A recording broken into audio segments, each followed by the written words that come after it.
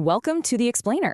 Today, we're unpacking a truly fascinating classic folktale from the village of Ratanpur. I absolutely love this story because, well, it brilliantly showcases a scenario where sheer human intellect, logic, and resilience completely triumph over both royal arrogance and magical brawn. We're going to map out exactly how a total underdog outsmarts an entire kingdom. Let's get right into it. Okay, let's dive into this, because it honestly sounds like an impossible riddle, right? We've got a starving fisherman, a puddle of mud, a single towel, and a powerful djinn bound by a bizarre curse. How did these completely unrelated elements combine to dethrone the pride of an arrogant king? To understand the mechanics of this brilliant puzzle without giving away all the twists, we really need to start at the absolute bottom, with our hero's utterly disastrous streak of bad luck. Section 1. The Fisherman's Bad Luck. Let's move to the timeline and see how this builds. We're entering the first stage of our hero's journey. Our protagonist, Keshav, lives in deep, crushing poverty with his elderly mother and his young sister, Gauri. And his situation doesn't just start bad, it aggressively deteriorates. Day 1, despite sitting out in the scorching sun, he catches just 2 tiny fish. Following his sister's advice on Day 2, he hikes out to a desolate forest pond. But again, only 2 small fish. By Day 3, his net is completely empty, 0 fish. And as we'll see for Day 4, his attempt to seek help leads to total humiliation. The universe is literally pushing him to his absolute breaking point. To make matters worse, Keshav has to endure the constant mockery of his peers. A fellow fisherman named Burju actually laughs at him, basically saying, when times are bad, everything is bad. He tells Keshav his luck is so rotten that even if he threw his net in the vast ocean, he wouldn't catch a single fish. It's incredibly cruel. It breaks Keshav's spirit, bringing him and his family to tears. But you know what also makes us fiercely root for him, as he makes one last, desperate attempt to save his family. Section 2. The Cruel King's Rejection. Driven by absolute desperation and the heartbreaking sight of his starving family, Keshav decides he has to petition the ruler of the land, King Udayban. Now, historically, this ruler was known for his compassion, but when Keshav begs for help, the king erupts in this uncharacteristic anger. He doesn't just refuse to help a starving family, he completely degrades Keshav, calling him a 2-penny poor fisherman. He literally asks if his days are so bad he has to solve the private problems of the poor. Then he goes so far as to ban all poor and destitute people from entering the palace gates ever again. And this brilliantly illustrates the arrogant cruelty of the king, instantly establishing him as a powerful enemy for our underdog. Section 3. Catching the Magic Djinn. So, rejected by the king and blamed by the villagers for bringing bad luck upon them, a starving Keshav retreats to a desolate forest lake. He throws his net one last time and pulls up an impossibly heavy antique sealed lamp. He pries it open and boom, a massive swirling djinn emerges. Now, you might be thinking, awesome, 3 wishes, problem solved. But no way. The djinn explains that his freedom is strictly conditional. The person who opens the lamp must marry Princess Rupmati, the daughter of the exact same king who just threw Keshav out, in order for the djinn to get full freedom. So the crucial point here is that it's an impossible catch-22. The djinn can't help Keshav until Keshav marries royalty. Which brings us to Section 4, the impossible marriage contest. Encouraged by the djinn to use his intellect, Keshav bravely walks right back into the royal courtyard. It turns out the king is holding a swayamvar for his daughter's hand in marriage. To give you some context, a swayamvar is a traditional marriage contest where a princess chooses her husband from a pool of competing suitors who all have to complete a challenge. Keshav is standing there in torn clothes, surrounded by wealthy, mocking nobles. But King Udaypan doesn't want just anyone winning his daughter. He's designed a challenge so devious he believes absolutely no one can pass it.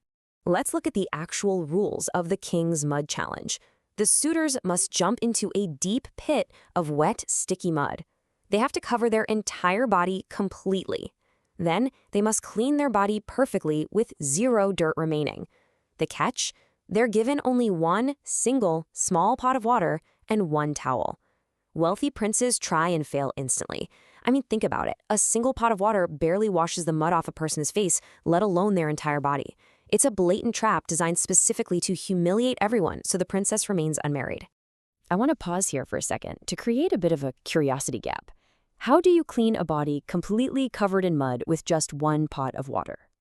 Seriously, mentally put yourself in Keshav's shoes right now. The entire royal court is laughing at you.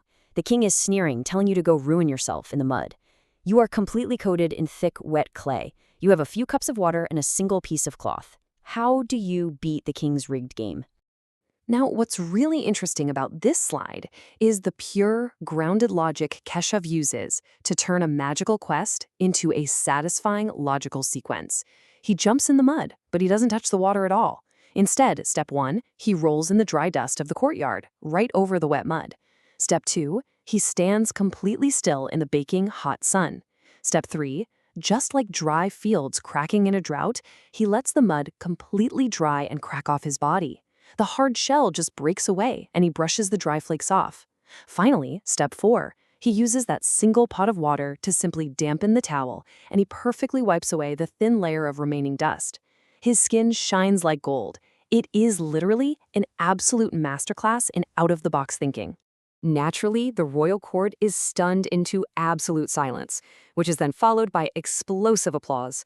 King Udiban immediately tries to backpedal, of course, screaming that he won't give his daughter to a fisherman. But the crowd and all the visiting kings turn on him.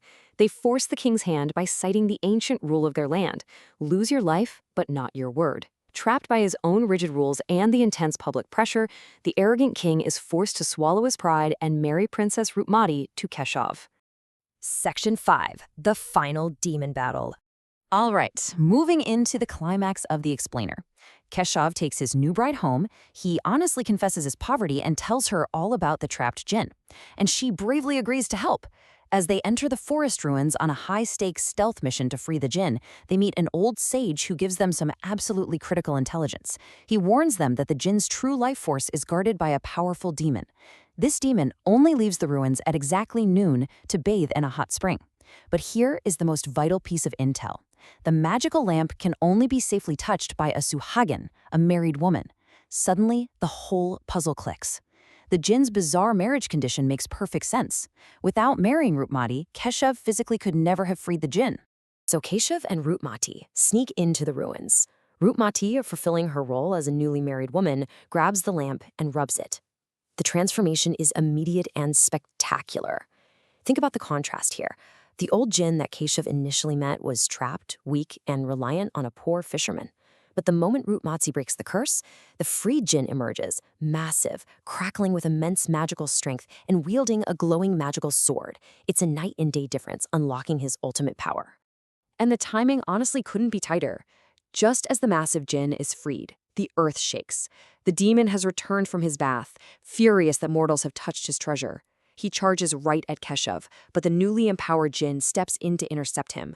An epic, earth-shattering battle ensues between the two magical titans. But the fully liberated jinn is simply too powerful.